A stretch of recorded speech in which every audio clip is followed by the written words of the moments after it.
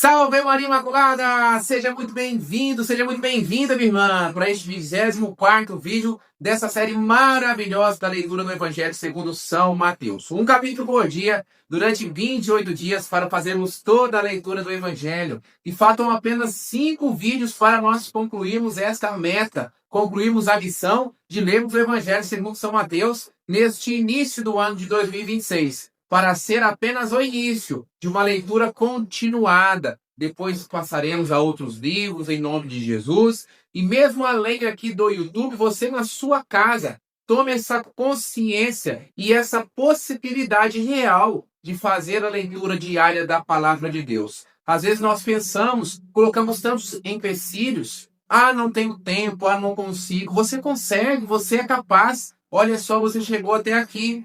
E se você está chegando hoje, ainda não assistiu aos primeiros vídeos, aqui no texto do vídeo eu vou deixar o link da playlist com todos os vídeos, desde o capítulo 1. Também no final do vídeo vai aparecer para você aqui o ícone da playlist. E é muito importante, é indispensável que você assista desde o início. Faça essa caminhada. O Evangelho é uma continuidade. Para você entender o contexto, a mensagem real, verdadeira de Jesus, é indispensável você ler desde o princípio. Então faça isso, que eu tenho certeza absoluta que você vai gostar e muito.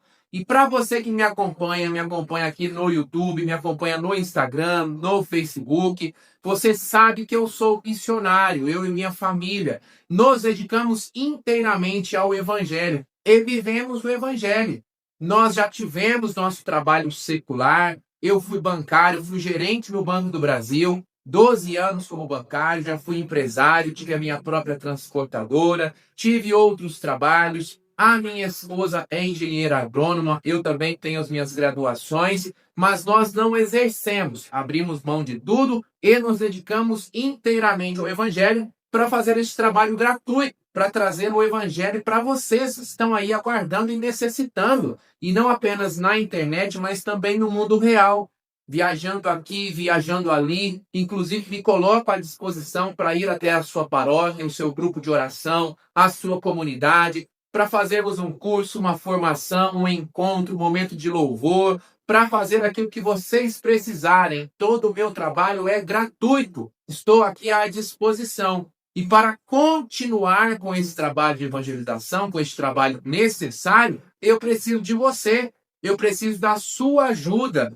Por isso eu peço mais uma vez, você sempre vê aqui no texto, ou melhor, nos comentários do vídeo, que eu coloco ali aquele pedido de doação, mas vou escrever para você também aqui a associação do projeto protegido por Maria de evangelização, que é essa sociedade de vida apostólica que eu tive a alegria de fundar e que precisa da sua ajuda, de qualquer valor.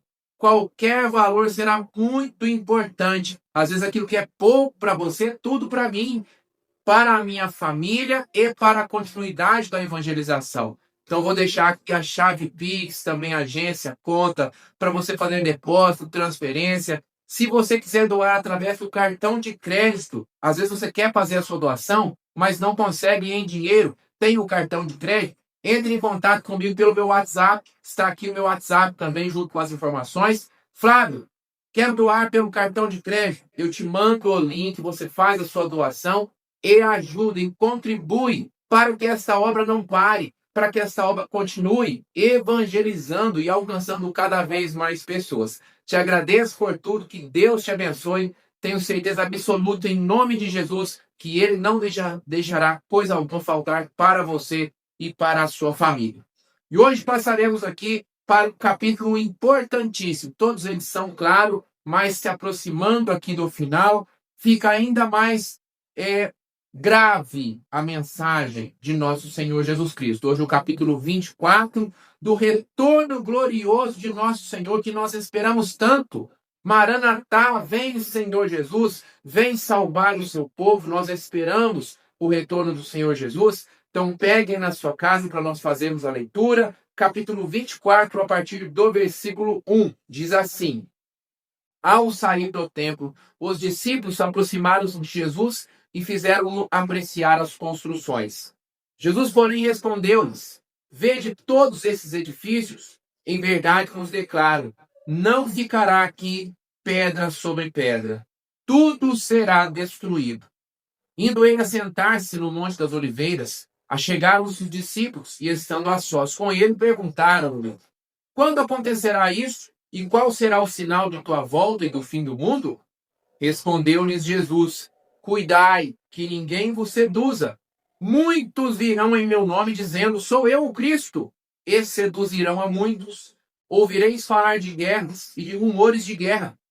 Atenção, que isso não vos perturbe, porque é preciso que isso aconteça. Mas ainda não será o fim. Irá levantar-se nação contra nação, reino contra reino, e haverá fome, peste e grandes desgraças em diversos lugares. Tudo isso será apenas o início das dores. Então sereis entregues aos tormentos, sereis mortos e sereis por minha causa. Sereis objetos de ódio para todas as nações. Muitos sucumbirão, serão traídos mutuamente e mutuamente se odiarão. Irão levantar-se contra os falsos profetas e seduzirão a muitos. E ante o progresso crescente da iniquidade, a caridade de muitos esfriará. Entretanto, aquele que perseverar até o fim será salvo. Este evangelho do reino será pregado pelo mundo inteiro, para servir de testemunho a todas as nações, e então chegará o fim. Quando virdes estabelecido no lugar santo a abominação da desolação, que foi predita pelo profeta Daniel, o leitor entenda bem. Então os habitantes da Judéia fujam para as montanhas. Aquele que está no terraço da casa não desça para tomar o que está em casa. Aquele que está no campo não volte para buscar suas vestimentas. Ai das mulheres que estiverem grávidas ou amamentando naqueles dias. Rogai para que vossa fuga não seja no inverno, nem em dia de sábado, porque então a tribulação será tão grande como nunca foi vista desde o começo do mundo até o presente, nem jamais será. Se aqueles dias não fossem abreviados, criatura alguma escaparia. Mas, por causa dos escolhidos, aqueles dias serão abreviados. Então, se alguém vos disser: eis aqui está o Cristo, ou ei-lo acolá, não creiais, porque se levantarão falsos profetas e falsos cristos que farão milagres a ponto de seduzir, se isso fosse possível, até mesmo os escolhidos. Eis que estáis prevenidos. Se, pois, vos disserem: vinde, ele está no deserto, não saiais. Ou, lá está ele em casa, não creiais. Porque como o relâmpago parte do oriente e ilumina até o ocidente, assim será a volta do Filho do Homem. Onde houver o cadáver, aí se ajuntarão os abutres. Logo após esses dias de tribulação, o sol escurecerá, a lua não terá claridade, cairão do céu as estrelas, e as potências do céu serão abaladas. Então aparecerá no céu o sinal do Filho do Homem. Todas as tribos da terra baterão no peito e verão o Filho do Homem vir sobre as nuvens do céu, cercado de glória e de majestade. Ele enviará seus anjos com estridentes trombetas e juntarão seus escolhidos dos quatro ventos, de uma extremidade do céu à outra. Compreendei isso pela comparação da figueira. Quando seus ramos estão termos e crescem as folhas, pressentis que o verão está próximo. Do mesmo modo, quando virdes tudo isso, sabei que o Filho do Homem está próximo à porta. Em verdade vos declaro, não passará essa geração antes que tudo isso aconteça. O céu e a terra passarão, mas as minhas palavras não passarão. Quanto àquele dia e àquela hora, ninguém o sabe, nem mesmo os anjos do céu, mas somente o Pai. Assim como foi no tempo de Noé, assim acontecerá na vinda do Filho do Homem. Nos dias que precederam o dilúvio, comiam, bebiam, casavam-se e davam-se em casamento, até o dia em que Noé entrou na arca. E os homens de nada sabiam, até o momento em que veio o dilúvio e os levou a todos. Assim será também na volta do Filho do Homem. Dois homens estarão no campo, um será tomado, o outro será deixado. Duas mulheres estarão moendo no mesmo moinho, uma será tomada e a outra será deixada. Vigiai, pois, porque não sabeis a hora em que virá o Senhor. Sabei que se o pai de família soubesse, em que hora da noite viria o ladrão, vigiaria e não deixaria arrombar sua casa. Por isso estai também vós preparados, porque o Filho do Homem virá numa hora em que menos pensardes. Quem é, pois, o servo fiel e prudente que o Senhor constituiu sobre os de sua família para dar-lhe o alimento no momento oportuno? Bem-aventurado aquele servo a quem seu Senhor, na sua volta, encontrar procedendo assim. Em verdade vos digo, ele o estabelecerá sobre todos os seus bens. Mas se o mau servo que vigia, mas se é um mau servo que imagina consigo, meu senhor tarda a vir, e se põe a bater em seus companheiros, e a comer, a beber com os ébrios, o senhor desse servo virá no dia em que ele não espera, e na hora em que ele não sabe, e o despedirá, e o mandará ao destino dos hipócritas. Ali haverá choro e ranger de dentes. Palavra da salvação, glória a vós, Senhor.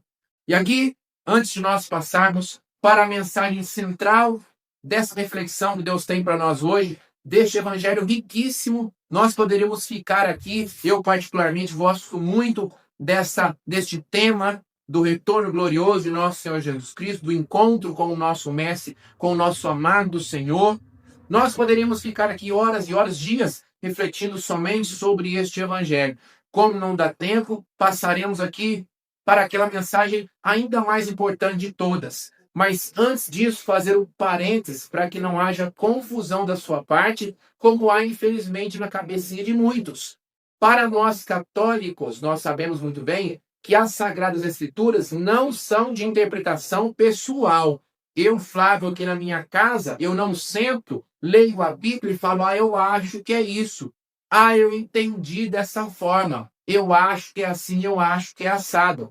Essa é a mentalidade dos protestantes. Para os protestantes, cada um pensa do jeito que quiser. Por isso que existem mais de 50 mil denominações protestantes, de tantas divisões que houve. Um divide, o outro passa, não concordo, monta outra igreja, funda outra seita e vai se dividindo cada vez mais. Para nós, quem é aquele que tem a chave decodificadora, que consegue de fato dizer qual é a mensagem contida nas Sagradas Escrituras, é o Sagrado Magistério da Igreja. É a Igreja Católica que nos ensina pela verdade, pelo depósito da fé que recebeu de nosso Senhor Jesus Cristo. E por que eu estou dizendo isso? Porque os protestantes acreditam no arrebatamento. Nós católicos não acreditamos em arrebatamento. Aqui nessa passagem, a partir do versículo 39, diz o seguinte, ou melhor, a partir do versículo 40. 2 homens estarão no campo, um será tomado, outro será deixado. 2 mulheres estarão moendo no mesmo moinho, uma será tomada e a outra será deixada. E aí os protestantes desenvolveram esta linha de raciocínio errônea, que Jesus, Deus, tiraria os bons, o arrebatamento, e deixaria os maus para sofrerem a grande tribulação. Isso não é verdade. Não é esse o sentido da perícope. O que é que o Senhor está nos ensinando? É que nós, no convívio que nós temos, pessoas próximas a nós serão condenadas. Como no tempo de Noé. Voltam os versículos aí para você entender o contexto. Já expliquei isso desde o princípio da nossa caminhada aqui na leitura da Bíblia. Você não pode interpretar um versículo isolado das Sagradas Escrituras. Você tem que ler ali 10, 15 versículos antes e depois para você entender o contexto do texto. Então aqui, Jesus, nosso Senhor, está falando, assim será como no tempo de Noé. As pessoas estavam ali convivendo no mesmo lugar, participando das mesmas coisas, pessoas próximas, familiares, amigos, e daquele meio nós teremos pessoas salvas e pessoas condenadas. Por isso que nós precisamos vigiar. O intuito, o centro, a mensagem desse capítulo 24 é essa pulga atrás da orelha. E aí, passando agora para a mensagem central, eu já pergunto a você, se você lê esta palavra, se você escuta essa proclamação e não fica com uma pulga atrás da orelha, tem um problema seríssimo com você. você não acredita em Deus, não acredita na Bíblia, não acredita no Evangelho, não acredita em Jesus. Porque nós sabemos muito bem que nosso Senhor virá. Assim como ele prometeu o Messias vindo a primeira vez, ele voltará para completar a obra começada e nos levar para o céu. E aí sim haverá o julgamento final. E nós temos que nos preparar para isso, e não sabemos quando será. Por isso que essa palavra precisa nos deixar inquietos, precisa nos deixar incomodados, e precisa fazer isso hoje. Eu estou gravando este vídeo numa sexta-feira, gravando e postando numa sexta-feira. E aí chega a sexta-feira, chega o final de semana, deixa eu descansar, deixa eu me distrair, deixa eu baixar a guarda, não vou vigiar tanto, depois eu volto para o combate espiritual. E se Jesus voltar hoje? E se Jesus voltar num sábado à noite? E se Jesus voltar no domingo, enquanto você está na pescaria, no futebol, ou fazendo qualquer coisa? Nós temos que estar preparados sempre, porque não sabemos. Essa é a mensagem central que Jesus tem para nós, e de coisas gravíssimas que ele fala aqui, de perseguições, de guerras, rumores de guerra. E aí nós precisamos entender por que é que o Senhor nos avisa isso, por que é que o Senhor fez questão de escrever aqui para nós essa mensagem tão importante, para nos causar medo, para nos deixar em pânico, para nos deixar apavorados? Claro que não. Tem aquele ditado que diz: quem avisa, amigo é. Então, porque Jesus, nosso Senhor, é o nosso grande amigo, nosso melhor amigo, ele nos avisa para que nós nos preparemos e não sejamos pegos de surpresa. Essa é a mensagem. Para que nós não entremos em pânico, para que nós não percamos a esperança quando tudo isso começar a acontecer, e já começou, e vai piorar. Nós precisamos estar preparados. O Senhor nos fala aqui a partir do versículo 32, pela comparação da figueira. Quando seus ramos estão tenros e crescem as folhas, pressentis que o verão está próximo. Do mesmo modo, quando vides tudo isso, sabei que o Filho do Homem está próximo. Então, nós que não somos pessoas zumbis, pessoas, sabe, que vivem com o mundo, com a cabeça no mundo da lua, como acontece com 90% da população hoje. Meu irmão, minha irmã, eu saio pelas ruas, ou eu vejo as coisas na internet, vou às vezes no supermercado, com muita, pouca frequência, às vezes vou ao shopping, vejo as pessoas passando, perdidas às vezes ali no mundo do celular, com a cabeça nas nuvens, pensando só nos prazeres, só no dinheiro, só nas coisas que vão passar, sem dar atenção para isso. Eu fico com pena. Pessoas que parecem zumbis. A nossa geração de hoje está se comportando como zumbis. O que é que são os zumbis se eles existissem? Seres que têm aparência de vida. O zumbi anda para lá e para cá, mexe os braços, solta sons, né? Mas já morreram, já estão mortos. É a nossa geração. Jovens, adultos totalmente, sabe, perdidos no seu raciocínio. Nós precisamos ficar atentos, precisamos estar vigilantes hoje, porque essas coisas já estão acontecendo e acontecerão cada vez mais com propriedade, e nós não podemos perder a esperança. Primeira coisa, a partir do versículo 6. Ouvireis falar de guerras e de rumores de guerra. Muitos de vocês serão perseguidos, serão odiados, se trairão mutuamente se odiarão, muitos serão mortos. Atenção, atenção, versículo 6. Que isso não vos perturbe. Que isso não vos perturbe, porque é preciso que isso aconteça. É preciso que isso aconteça, porque pelos desígnios de Deus, que não quer o mal jamais, mas que às vezes permite essas coisas em vista de um bem maior, em vista da salvação de cada um de nós, como era preciso que Jesus passasse pela sua paixão e morte. Você se recorda, há um tempo atrás, lá no capítulo 16, Jesus, nosso Senhor, pergunta, para os seus discípulos: e vós, quem dizeis que eu sou? Pedro diz: tu és Cristo, Filho de Deus vivo. Eu te darei as chaves do reino dos céus, tudo que ligares na terra ou ligo no céu. Você se lembra, né? Se você ainda não assistiu, assista. E logo depois, Jesus começou a falar para os seus discípulos: é preciso que o Filho do Homem seja negado pelos escribas, doutores da lei, seja perseguido, seja morto. E São Pedro começou a dizer: não, Deus não te permita isso, Senhor, isso não te acontecerá. E o que é que Jesus respondeu? Para trás, Satanás, tu és para mim um escândalo, uma pedra de tropeço.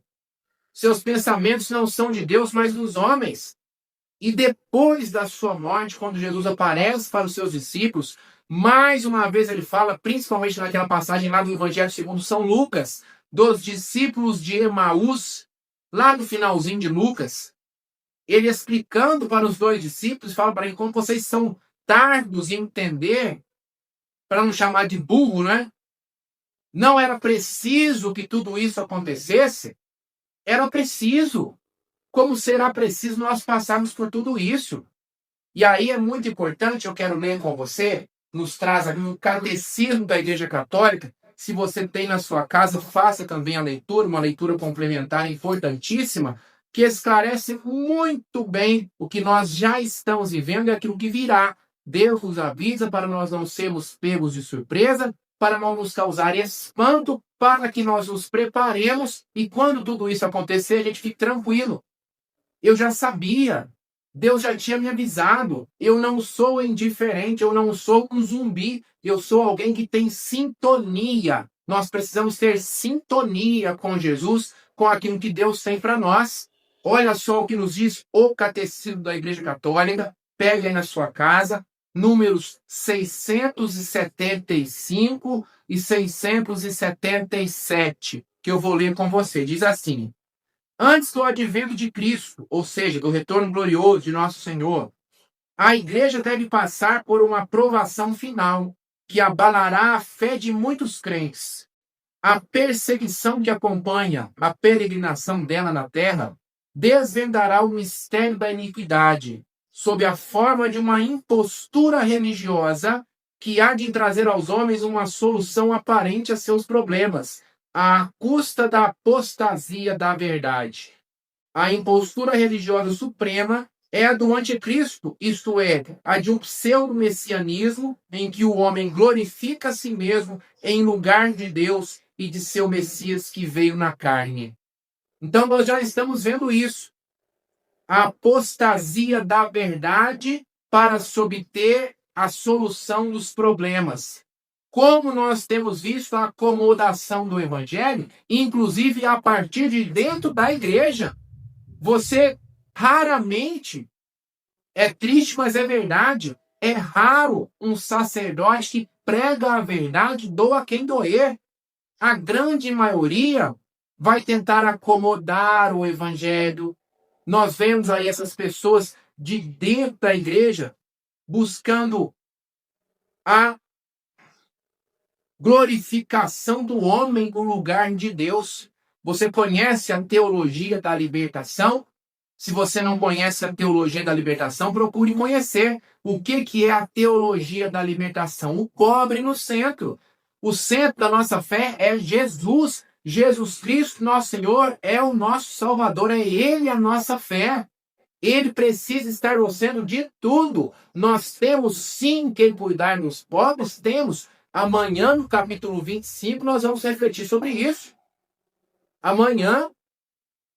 Mas Jesus é o centro e a teologia da libertação faz exatamente o contrário. Deixa Jesus de lado, vamos resolver os problemas sociais, vamos cuidar do pobre, vamos entrar na política. Por isso nós temos que tomar muito cuidado, que lá de cima do presbitério, muitas vezes durante a Santa Missa, nós escutamos uma ladainha para tentar nos confundir. Precisamos estar atentos, conhecer a verdade que ensina a Igreja Católica e não as mentiras que alguns homens transvestidos de sacerdotes, lobos em pele de cordeiro, têm tentado transmitir para nós. Você precisa saber de tudo isso. Esse catecismo foi escrito há quantos anos? este texto de São Mateus foi escrito há quantos séculos? Para nos avisar. Cuidado, cuidado, não é, com esta solução mágica dos problemas. Ainda esperamos aí a manifestação do anticristo. Eis que já há muitos anticristos no meio de nós, mas aquele anticristo que vai se manifestar, e nós sabemos bem, vai trazer esta aparente solução dos problemas, à custa da apostasia, à custa do abandono da verdade. Nós precisamos estar fiéis sempre, porque, como eu acabei de ler com você, virá a provação, virá a perseguição, mas aquele que perseverar até o fim, esse será salvo. E aí continua o catecismo, número 677. A igreja só entrará na glória do reino por meio desta derradeira Páscoa, em que seguirá seu Senhor em sua morte e ressurreição. Então, olha só. Cristo é a cabeça, a igreja é o corpo. A igreja é o corpo de Cristo. Está em Coríntios, na Bíblia. Não é da minha cabeça. O catecismo está nos dizendo. Tudo aquilo que Jesus passou, a cabeça, o corpo também terá que passar. Então, assim como Jesus nasceu, a igreja nasceu. Assim como Jesus cresceu e se desenvolveu, a igreja cresceu e se desenvolveu. Assim como Jesus teve uma vida pública, a igreja teve e tem. Assim como Jesus foi perseguido, foi preso, foi humilhado, foi abandonado, foi sacrificado, assassinado e morreu. Assim também a igreja passará pela paixão e morte. Então não se assuste quando isso acontecer. Já está tudo avisado. Deus nos avisa antecipadamente para que nós não nos espantemos, nem percamos a esperança, mas mantenhamos a fé. Portanto, continua, o reino não se realizará por um triunfo histórico da igreja, segundo um progresso ascendente, mas por uma vitória de Deus sobre o desencadeamento último do mal, que fará sua esposa descer do céu. O triunfo de Deus sobre a revolta do mal assumirá a forma de juízo final, depois do derradeiro abalo cósmico deste mundo que passa. Então, o que é que significa isso? A Igreja Católica não será vitoriosa através das suas próprias forças, através de um progresso ascendente. A igreja vai crescendo e a evangelização melhorando e alcançando cada vez mais pessoas e as pessoas se convertendo e o Papa e os bispos cada vez mais santos e os padres e nós leigos sendo, sabe, este exemplo, este modelo e glória, vencemos. Não será assim. Não será assim. Está aqui, ó.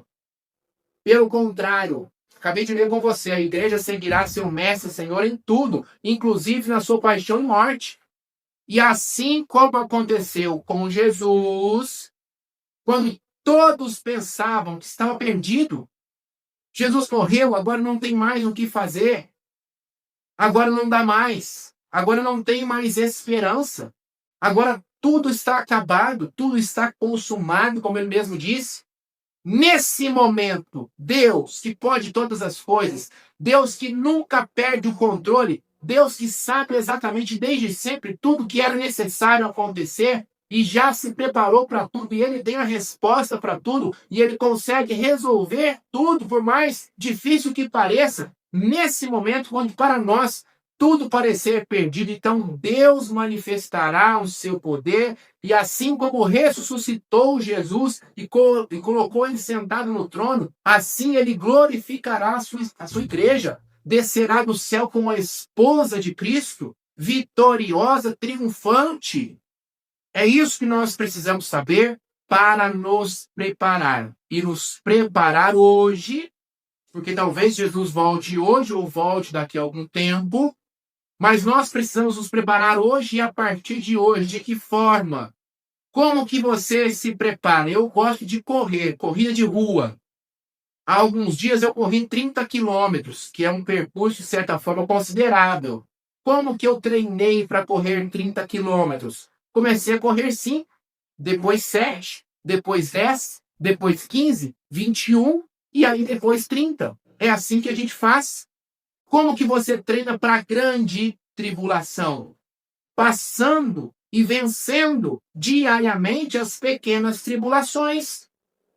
As pessoas estão fracas, com medo de sofrer, muito pelo contrário, querem um prazer a qualquer custo, querem um prazer fácil, prazer rápido.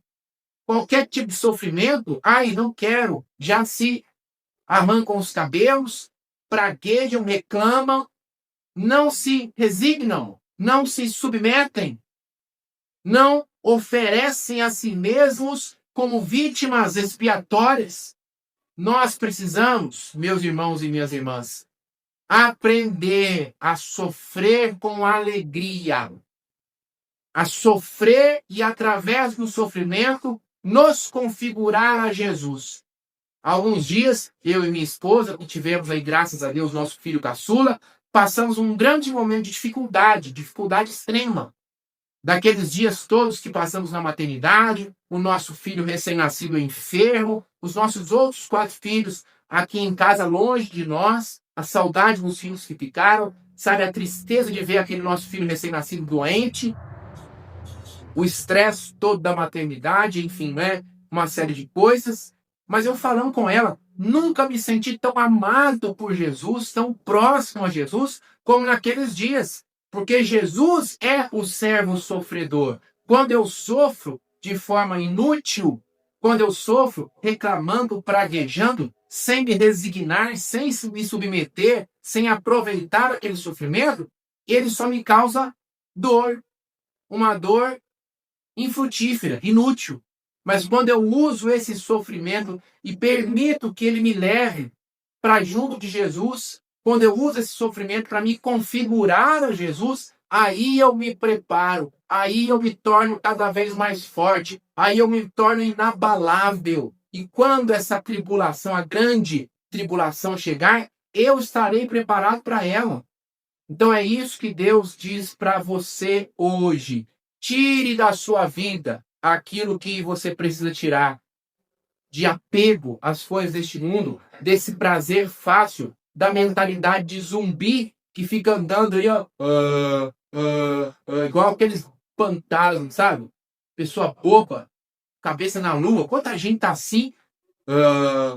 Não, eu preciso ser atento, sabe? Eu preciso tomar as rédeas da minha vida. Eu preciso buscar o Rei de Deus, eu preciso buscar a conversão, eu preciso romper com o pecado. Pergunte-se a si mesmo, se Jesus voltasse hoje, em qual circunstância ele te encontraria? Você está preparado para se encontrar com Jesus? Se a resposta for sim, continue do jeito que está. Se a resposta for não, mude. Mude. Porque Jesus pode voltar hoje, ou você pode encontrar com Jesus pela sua morte. Essa é a mensagem, a pulguinha atrás da orelha. Deus não nos avisa para nos causar medo, Deus não nos avisa para nos causar pânico, Ele nos avisa porque nos ama. Quem avisa, amigo é. Nos avisa para que nós nos preparemos para quando tudo isso acontecer, não sejamos pegos de surpresa, não sucumbamos, não fiquemos pelo caminho, mas pelo contrário, perseveremos e perseveremos até o final para sermos salvos pelo Senhor. Mais uma vez, peço a você, deixe seu like, o seu joinha, compartilhe este vídeo. Já estamos quase lá. Agora ficarão faltando um 4 vídeo apenas. Se você ainda não assistiu aos primeiros vídeos, vai aparecer para você aqui o ícone da playlist para você acessar e assistir ao vídeo desde o primeiro, capítulo 1, capítulo 2. Mais uma vez, eu peço a você a sua generosidade. Me ajude a continuar com a evangelização. Essa obra não pode parar. E eu não tenho dinheiro, eu não tenho recurso, eu não tenho bolsa, salário, auxílio, carteira assinada, eu não tenho nada disso, porque eu me dedico inteiramente ao evangelho. Eu preciso de você.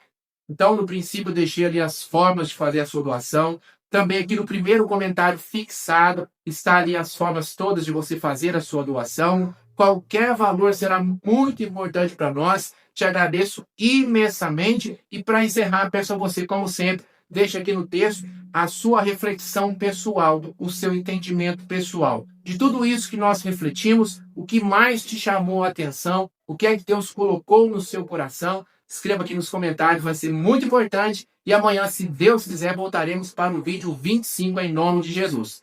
Conto com você, te espero. Muito obrigado, beijão e até amanhã, se Deus quiser. Fique com Deus.